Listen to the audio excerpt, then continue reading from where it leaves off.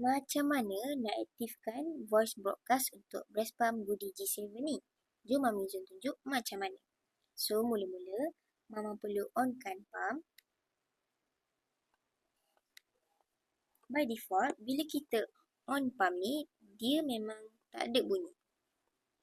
Tapi bila kita aktifkan features ni, bunyi akan ada dan suara akan keluar untuk setiap mode atau level yang kita tekan.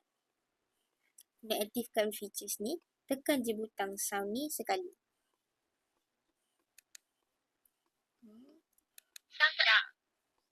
So, sound dah on. Bila kita tukar mode, dia akan keluar suara mode apa yang kita guna pada masa tu. Kita tekan butang nak tukar mode ni.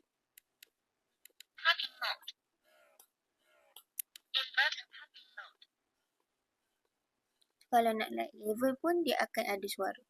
Tekan je butang tambah ni untuk nak naik level.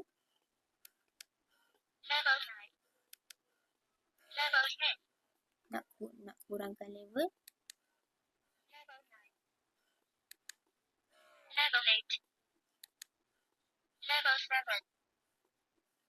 Macam tu. So, untuk tutup balik features ni, tekan semula butang sound ni sekali dan dia akan off. Tekan je butang ni sekali.